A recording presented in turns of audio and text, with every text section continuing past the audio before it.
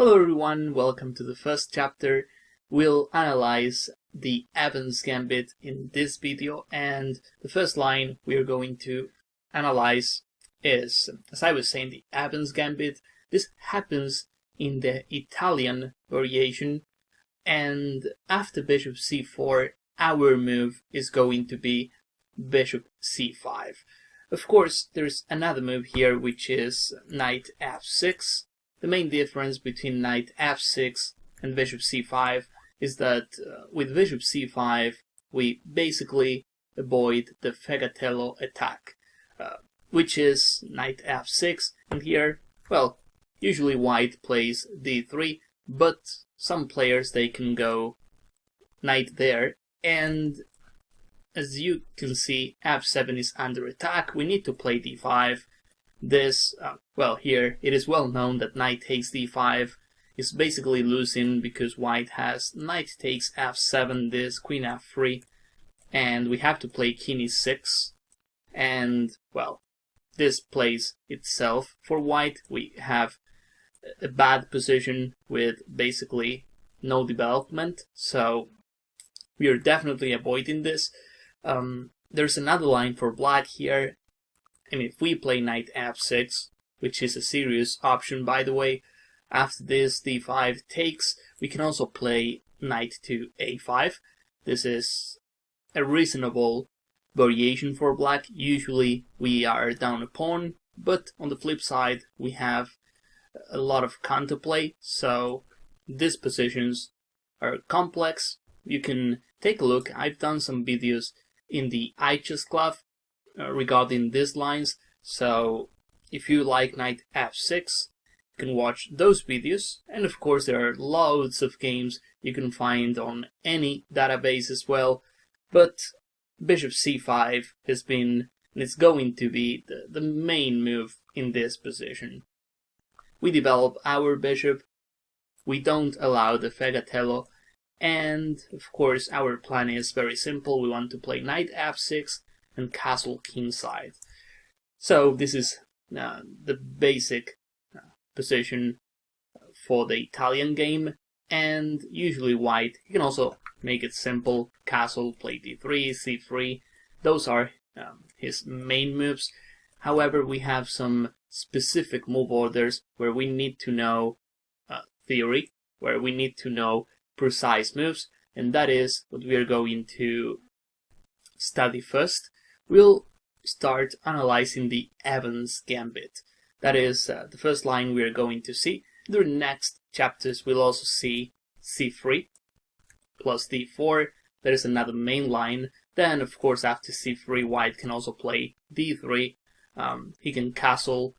That would be the main line where we don't need to know theory. We need to know the plans and ideas, because that positions we got a lot of transpositions, and again, it all comes to knowing the ideas. But here, for instance, after b4, we need to know exact theory, because white is basically sacrificing a pawn, he's trying to get active play from the get-go, and he's going to have more development. So we'll start with the Evans, as I said, b4, and as you probably know, we are going to take that pawn. There's nothing else we can do. You'll find some analysis where bishop b6 is possible, bishop d6, but those are rubbish compared to bishop takes b4. We have to take the pawn, we have to accept the gambit, and white plays c3. If he plays anything else, we play knight f6, we castle, we can even come back with our bishop to e7. We are safe and sound as black with an extra pawn, so he has to play c3, and here is where bishop e7, I think it is the best move for black in practice. The main line is bishop a5. You can find a lot of games, old games as well. The point of bishop a5 is to, if he plays d4, you can argue that our bishop is strong in this diagonal, but on the other hand, he can try queen b3, even if I mean, here, for instance, he can play queen b3, he can even castle kingside. White, he's not trying to trade pieces off, he's trying to have a good development. And that's what... Buying individual chess courses to add to your collection can get expensive, and waiting for the course or video you're looking for to go on sale can take weeks or even months. So, what's a chess enthusiast to do? Introducing the iChess Club, an exclusive community of chess enthusiasts that enjoy a wild range of benefits, including a permanent 40% discount on virtually all chess courses on our shop. Yes, 40% on all items anytime.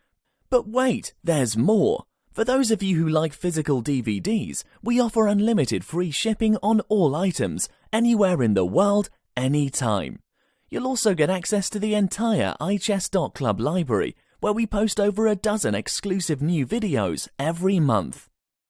Our lineup of presenters is of much higher quality than anything you can find on YouTube, with exclusive videos by Simon Williams, Damian Lemos, Valerie Lilov, Brian Smith, Eric Rosen you can't find anywhere else, and even private appearances by world's top grandmasters such as Anatoly Karpov, Judith Polgar, Susan Polgar, and more. There are dozens of other benefits as well, such as an additional 5% off all items already on sale, a free 30-minute preview of every single product in our shop, and the ability to purchase items at the sale price up to 30 days after the sale has ended. There are so many benefits we can't possibly list them all in this video. So, join the iChess Club community today and start saving. Joining is easy and you can cancel at any time. So, what are you waiting for? Sign up today. And that's why bishop a5, if you play this move, you need to have a solid theoretical background in order to play this. And still, I don't like the fact my bishop is far away from the king side. So that's why bishop a5, it is the main line, but I think bishop e7 is easier. And now you'll understand why. We need the a5 square empty, because we'll have to play knight a5 at some point.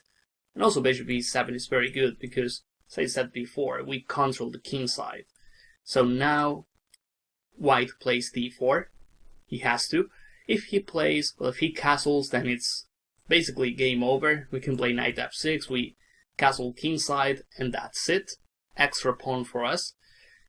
So, after bishop e7, d4, as I was saying, is the main move. Queen b3 is not good, because now I can play knight h6.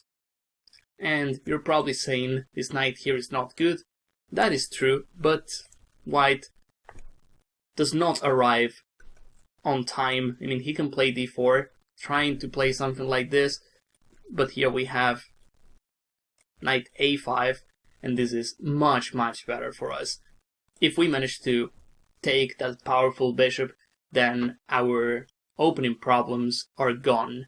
So, queen b3 here, white would love to play this, but we protect f7, and then he has to deal with this knight a5 move.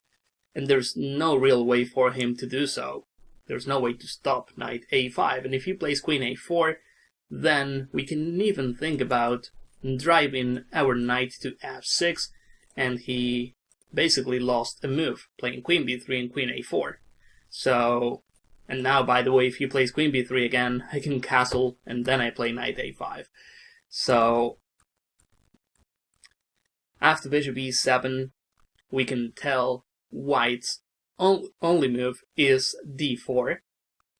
And that's another thing I like about this line. White does not have many options. He has to go for this. After bishop e7, he has to play d4, and now knight to a5. This is the line I'm going to recommend in this series. And again, I like the fact this is forced. Here, by the way, against d4, we have other moves. E takes d4. I know this is theory. The engine says knight h6, which I really don't understand, because he can take d6. It's a bit risky, because now queen b3 is possible. and we don't have knight h6. So again, the idea with bishop e7 is to give the pawn back on e5. We don't really need an extra pawn. What we want is to trade pieces off and hopefully play with the bishop pair. So just to summarize,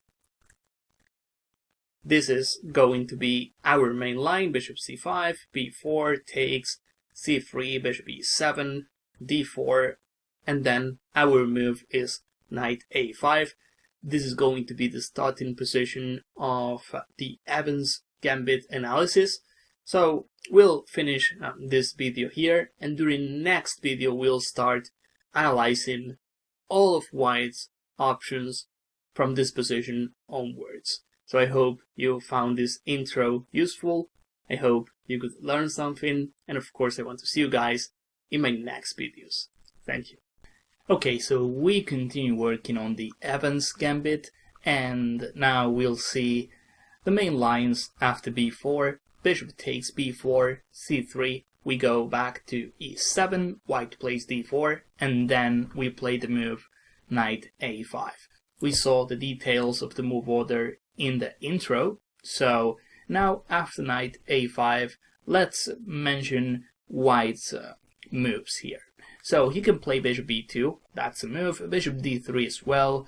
There is, well, of course, knight takes e5. We need to check this move out. This is the first move we'll analyze, and just in case, we need to analyze bishop takes f7 as well. This is not very good, but we'll start with this move just in case.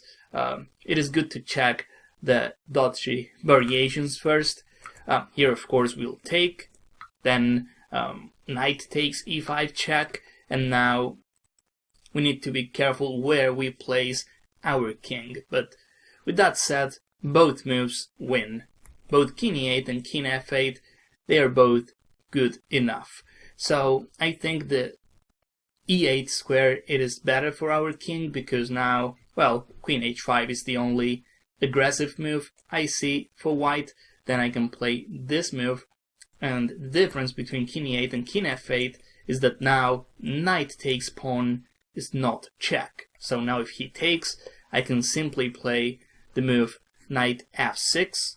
This is a well-known resource. He has to move the queen, and then I play rook here, and he's basically running out of moves. If he takes, then queen takes, and this is basically a decisive advantage for black. We have more development, we have an extra piece, we also have ideas like rook here if necessary, so this is absolutely winning for us. Even if he plays this move, we have queen takes e4 check, and that's it. So we just need to know bishop takes f7 is a bad move. If we know that, then we're probably able to find the moves for black on board. But we really need to know this is not working for white. If we don't know this position at all, we might think this is good for white, and that is making our life harder. I mean, it won't be easy for us to find the right moves for black. But if we just know this is bad for white, then we just play this, we go for this force variation, and we should be just winning. So, okay, that's bishop takes f7. Now let's go to the main moves. And one of the main moves, apart from bishop d3 and bishop e2, one of the main moves is knight takes e5.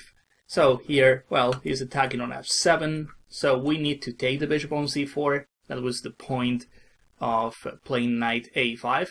So we take on c4, he takes back, and now we have a great chance to play d5, free our position, most important, to get rid of white's center. So we play d5, now white has to take, and queen takes d5. There is another game I found, which is Belyakov against Binderich. You'll find all this on the BGN files, but apart from queen takes d5, I was going to say knight f6 happens to be a good move for black as well. The game was like this: white castles, knight takes d5. We're basically playing a position with the same amount of pawns, but a much better pawn structure for black, and also the bishop pair, so this is a dream position for black. I think we are slightly better, to say the least. The game was 95, we castle, white, it looks like he's advancing, but the more he advances, the more weaknesses he has on the queen side. Let's not forget, we have 2 bishops and a solid position. So soon in this game, black got a clear advantage. Again, it is tough to deal with these 2 bishops. These pawns are hanging. So best white can hope for out of this is equality, but that's all. So knight f6 here, I think it is a good move. Hasn't been played that much compared to queen takes d5, but maybe the only reason they don't play knight f6 much is because white has the move queen a4 check. This is the only reason why knight f6 is not that popular, but otherwise knight f6, I take on d5 and that's it. Queen a4 check, we need to be careful. Now, well, we won't play king f8. Knight d7 is pointless because then the pawn on d5 is not hanging anymore. Queen d7. I feel this move is possible. The engine says it is, but after the queen trade I can play knight d3 and c4, and that pawn on d5 is still alive. So after queen a4 check, bishop d7 is the move black has to play. He can play queen b3. Now we can take on d5. This line is a bit dodgy. I don't really know what's going on here. I know we are down a pawn, but I also know his king is on e1 in the center. He has no bishop pair, so worst case scenario, I think black has compensation. The engine says knight b6 for black, and I start liking black's position here. Again, it's only a pawn, his king is still in the middle, no activity for white, queen on b7. It is tough to assess. I mean, white can play knight e5. If he trades pieces and he castles as soon as possible, then he might get away with it. He's got an extra pawn. So maybe that's the reason why they don't play knight f6 here. Because otherwise, I mean, if he's not playing queen a4 check, let's just take on d5, and black is simply better. So let's take a look at the main move in this position. And by the way, the game is Kurnosov against Govalia. That is one of the first games you'll find in the PGN files. So queen takes d5, and here white plays knight to e3. He has to. Again, forced move because he's got 2 pieces hanging, so he has to play knight e3. And here I like the simple queen to d8. Fundamental chess. We just go back to d8, we play knight f6, we castle, and we have a great position. Another move I've seen is queen d7. I also like this move, believe it or not, because we are not blockading our bishop. Our plan is to play b6 and bishop b7, knight f6, and castle kingside, so all of a sudden our position is excellent. Our pieces are well coordinated, so queen on d7 is also very good. It's actually, I mean, it is a tough call because all moves for black here are good, so it is up to you to decide which one is better. So in the main game, Govalia played queen d8 against Kurnosov. As I was saying, queen d7 is also possible. Queen a5, this was played, there's another game, Schneider against Miton, where black played queen a5. I also like it. Queen on a5 is well placed. This, knight f6, rook e1, we're in time, we can safely castle here. If he plays knight c4, well, this is not an issue because we can play queen a6, queen d5 for starters. We attack the knight on c4, and I mean, this is just a trade. But we have a much better position. Rook on e7 is loose. I see knight d5 coming, bishop e6. We can even think about attacking on the king side because we have a stronger development, so this is not very good for white. I mean, again, he's got weaknesses on the queen side, doesn't have a great development yet, so this queen a5, as I said, all moves are good for black here, all queen moves. Queen a5, this knight f6, rook e1, we castle. Perhaps white has to play something else. In this game, I just mentioned, Schneider against Mitton, knight c4 was played, queen d5, and it was like this. This variation we were analyzing. White played queen b3, and after queen b3, by the way, this move makes a lot of sense for white. He wants to trade queens off, he wants to fix his pawn chain, but this queen b3 has not a good timing. I mean, black played queen c6, playing for a win, not trading queens off, and the engines are giving black a clear advantage at the moment. This rook here is not good. We might play bishop e6 and knight d5, trapping this rook on the spot. Also, forget about this rook. I mean, we can just develop our pieces, play rook e8. He's got some back rank problems on the first rank. So, again, white's position is not easy to play.